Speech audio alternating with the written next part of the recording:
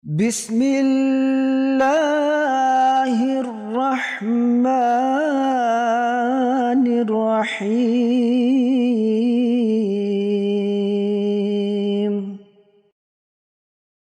Assalamualaikum warahmatullahi wabarakatuh. Pemirsa MTA dimanapun Anda berada, selamat berjumpa kembali bersama saya Ammar Ahmad pada acara Esensi Ajaran Islam.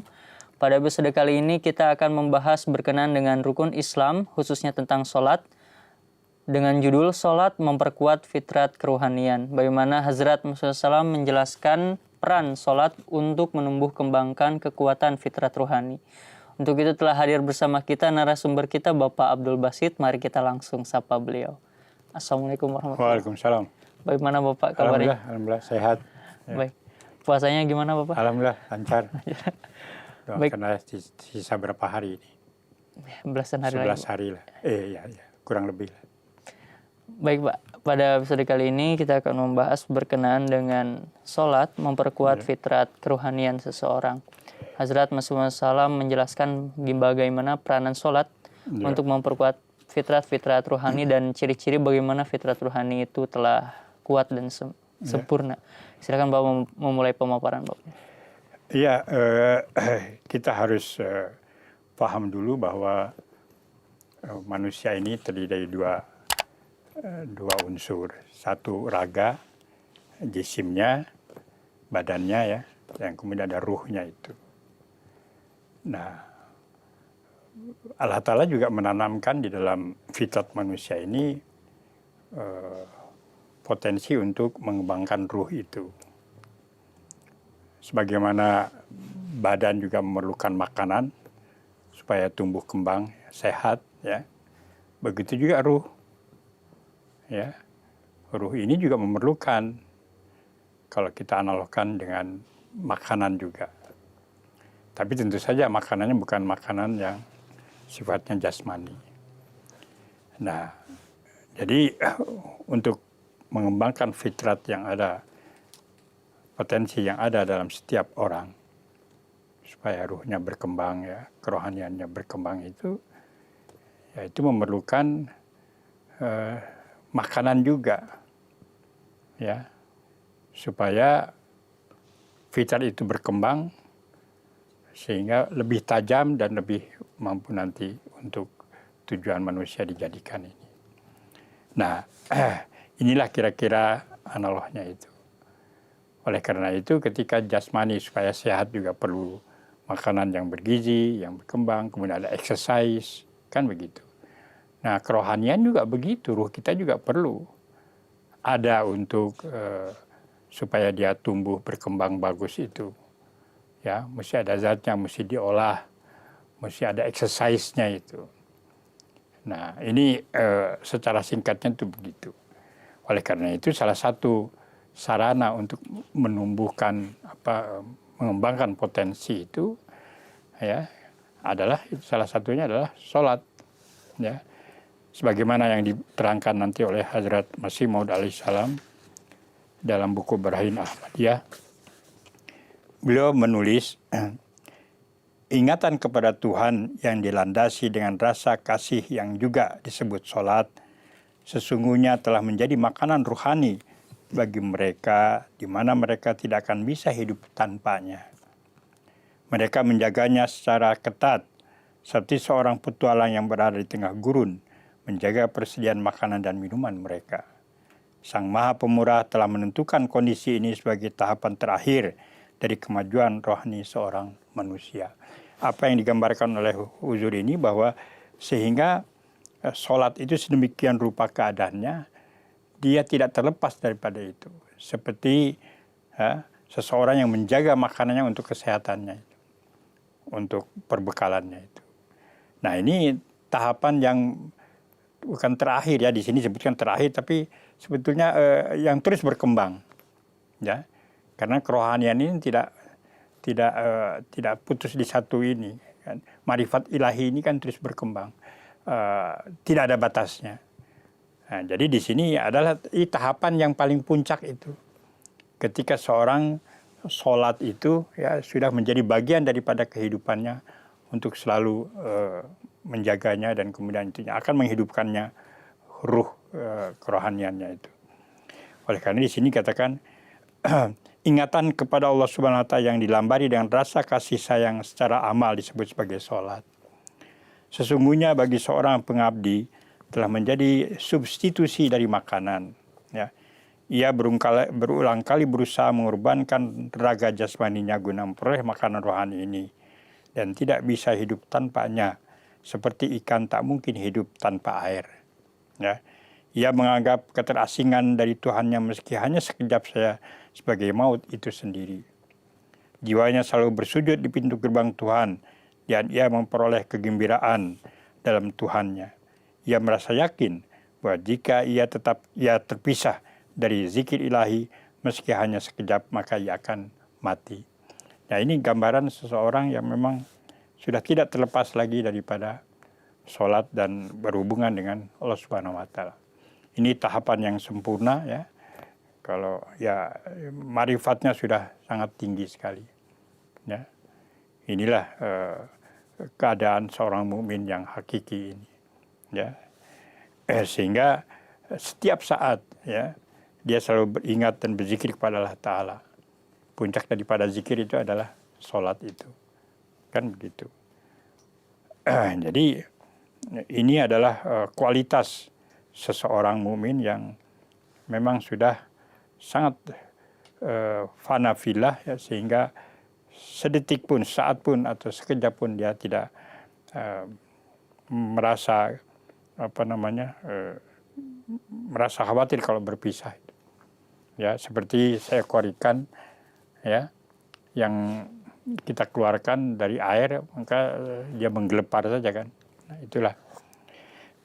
Selanjutnya Hazrat Masih SAW menyatakan sebagaimana makanan menimbulkan kesegaran di dalam tubuh dan memperkuat indera jasmani seperti daya penglihatan, pendengaran, begitu pula dengan zikir ilahi yang dilandasi dengan kasih dan pengabdian akan memperkuat fitrat kerohanian manusia ini. Ya. Dengan kata lain, matanya akan mampu melihat kasyaf yang halus secara jelas. Telinganya akan mendengarkan firman Allah Subhanahu wa taala dan lidahnya menjadi fasih memberikan ekspresi pada setiap kata-kata secara jernih dan memikat hati. Ia akan sering melihat ruya, mimpi hakiki yang kemudian dipenuhi sebagaimana halnya fajar yang merekah.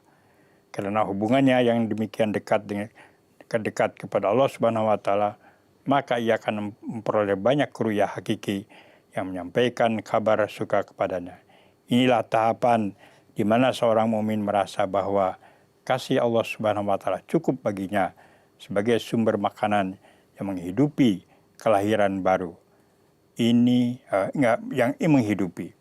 Kelahiran baru ini mewujud setelah kerangka kerohanian dalam dirinya telah siap, di mana ruh yang menyala karena kasih Allah Subhanahu wa taala akan turun ke kalbu seorang mukmin dan kemudian mengangkatnya dengan tenaga penuh di atas derajat kemanusiaan biasa ini. Nah, inilah gambaran seorang yang sudah mencapai marifat ilahi yang sempurna, yang itu akan berkembang. Ya. Marifat yang dicapai oleh Rasulullah SAW itu, ya, itu jauh melebihi para nabi, makhluk yang lainnya. Digambarkan di dalam Mi'raj kan. Malaikat Jibril pun tidak mampu lagi mencapai ke sana. Nah inilah gambaran yang sungguhnya karena marifat ilahi yang tidak terbatas, maka semakin maju. Ya. Hazrat Masih SAW tadi memaparkan berkenaan dengan menjaga sholat adalah kondisi terakhir atau derajat terakhir dari kemajuan rohani. Di mana tadi Bapak sampaikan bahwa pada hakikatnya itu adalah tetap berkembang pada kondisi puncak tersebut. Yang menjadi pertanyaan ialah kondisi sholatnya tetap seseorang itu jaga bahkan satu detik pun orang tersebut tidak lagi ingin berpisah dari Tuhan. Maksudnya di luar sholat kondisinya pun seperti sholat atau seperti apa? Ya, jadi ini kan seseorang yang sudah mencapai marifat tinggi. Jadi sholatnya itu betul-betul dia jaga. Tidak hanya yang fardunya, tapi yang sunahnya, yang nafalnya ini. Selain daripada itu, karena kesibukan yang lainnya, ya dia tetap ya hatinya tunduk dan selalu berzikir kepada Allah Subhanahu wa taala. Nah, inilah tahapan yang digambarkan oleh Hazrat Masih Maud SAW, seseorang sedemikian rupa sehingga kapanpun, dimanapun juga berada, dalam keadaan situasi apapun juga, saya selalu ingat dan berzikir kepada Allah Subhanahu wa taala. Jadi antara semua zikir itu, sholatlah yang diutamakan. Inilah barangkali gambaran. Jadi ini kan kualitas sholatnya kemudian juga berkembang, ya. Tidak hanya dari kualitasnya itu, ya, karena marifat seseorang ketika Allah Ta'ala menurunkan kurnianya kepadanya, maka dikatakan dia mendapatkan kehidupan yang baru, ya. Di sini semua, makanya di sini kalimat yang terakhir dikatakan kelahiran baru ini mewujud setelah kerangka kerohanian dalam dirinya telah siap, di mana ruh yang menyala karena kasih Allah Ta'ala akan turun ke kalbu seorang mukmin dan kemudian mengangkatnya dengan tenaga penuh di atas derajat kemanusiaan biasa ini.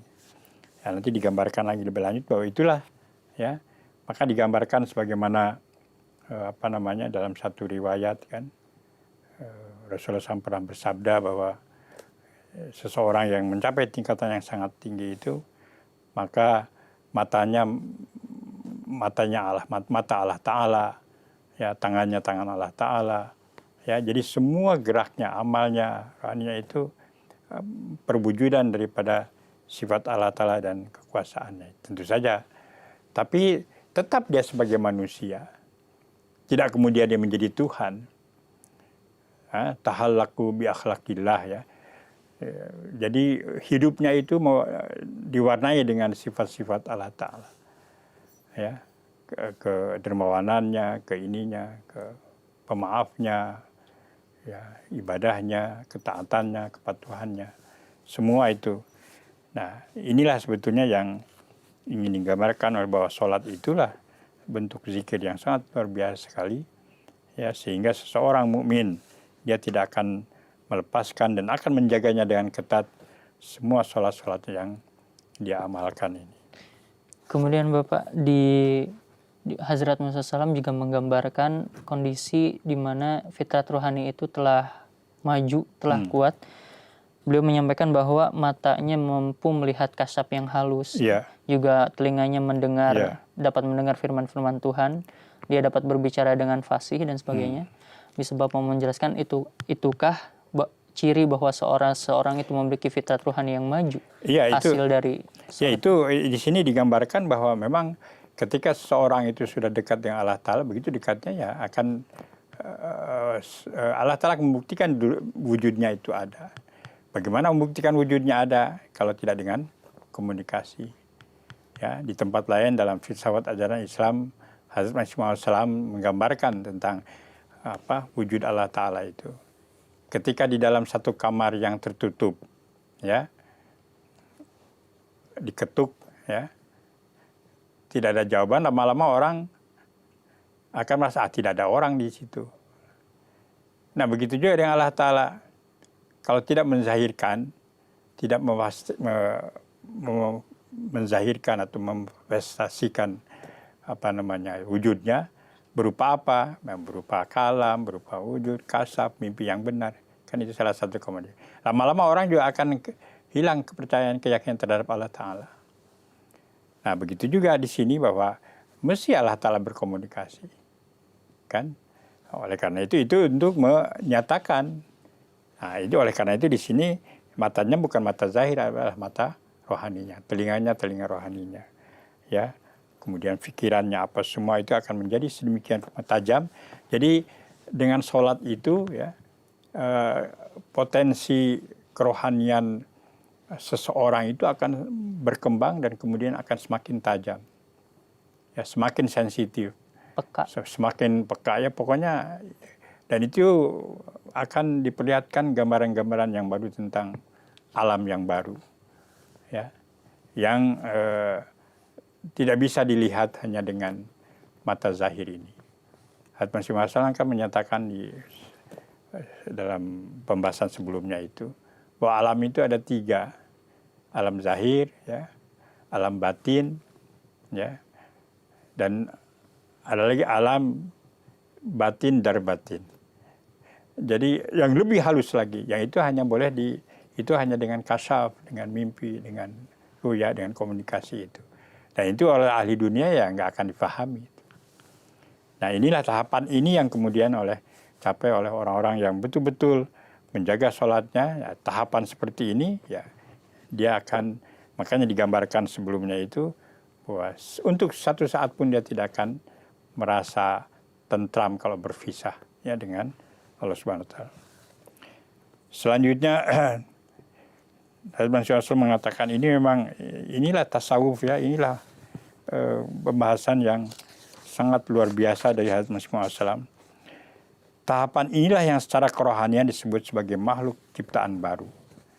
Pada tahapan demikian maka Allah Subhanahu wa taala akan menyebabkan nyala dahsyat dari kasihnya yang disebut sebagai ruh untuk turun ke kalbu seorang mukmin yang menghapus segala kegelapan, kekotoran dan kelemahan dirinya. Dengan hembusan nafas ruh tersebut, maka kecantikan si mukminin yang tadinya amat rendah lalu merona mencapai klimaksnya, dan ia memperoleh keagungan rohani di mana segala kecupatan pandangan akan lenyap sama sekali, dan si mukmin merasa ada ruh baru memasuki dirinya yang tadinya tidak pernah ada. Ia kemudian memperoleh rasa ketenangan dan kepuasan hakiki melalui ruh tersebut. Rasa kasihnya akan membludak seperti air mancur dan mengairi pohon pengabdiannya. Api yang tadinya panas suam-suam pada tahapan ini akan membara yang membakar segala jerami dan serpihan ego dirinya serta membawanya di bawah kendali total ilahi yang mencakup keseluruhan anggota tubuhnya. Kemudian sebagaimana layaknya seorang sepotong besi yang dipanaskan di api yang ganas akan merona meraih seperti api itu sendiri. Seorang mukmin akan memanifestasikan tanda-tanda dan tindakan ilahi, sebagaimana juga besi yang menyala marong memanifestasikan efek dari fitrat dari api itu sendiri. Ya, jadi inilah keadaan seorang mukmin sejati yang kemudian diberikan kurnia, diberikan ruh baru ketika potensi ruhnya itu, rohaninya itu mulai berkembang dan diisilah oleh ruh kasih sayang Allah Subhanahu wa taala. Makanya dikatakan di sini itulah akan ditiupkan ruh baru. Ya. Makanya untuk mendapatkan kehidupan yang baru mesti ada kematian. Nah, itulah yang dikatakan fanafillah ya, karena itu. Nah, jadi ini memang tahapan sempurna dari seseorang yang berjalan memapaki jalan-jalan menuju Allah Subhanahu wa taala. Tapi di sini yang jelas di sini ada ungkapan yang sangat menarik di sini. Kemudian sebagaimana layaknya sepotong besi yang dipanaskan di api yang ganas akan merona merah seperti api itu sendiri. Seorang mukmin ya akan memanifestasikan tanda-tanda dan tindakan ilahi. Sebagaimana juga besi yang menyala marong memanifestasikan efek dari fitrat daripada api itu sendiri. Nah, di sini jadi segala tindakannya itu seperti tindakan Allah Ta'ala. Tapi dia tetap bukan Tuhan. Tetap manusia. Manusia. Nah, makanya di sini ya seperti besi, tetap saja besi bukan terus api. Ya.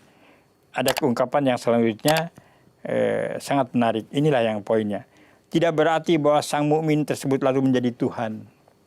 Adalah karakteristik kasih ilahi yang telah mengurniakan warnanya, warna Tuhan, atas segala sesuatu yang nyata. Sedangkan sifat batiniah dan kelemahan dirinya tetap ada sebagai manusia. Ya. Pada tahapan ini maka Tuhan menjadi makanan bagi si mukmin yang akan memelihara kelangsungan hidupnya. Ya, di sini makanan tanda kutip itu artinya ya keterpisahan dari zat ilahi itu dia akan merasa satu kematian bagi dirinya. Ya.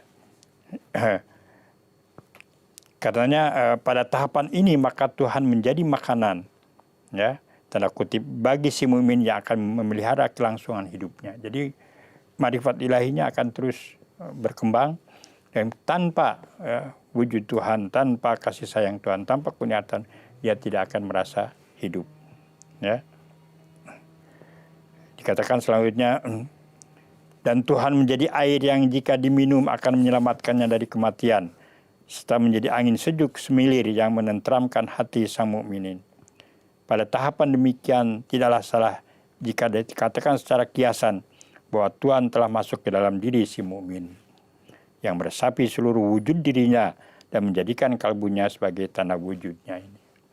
Nah inilah ya, dikatakan kalau dalam istilah itu tasawuf itu apa, wahdatul wujud, menyatu.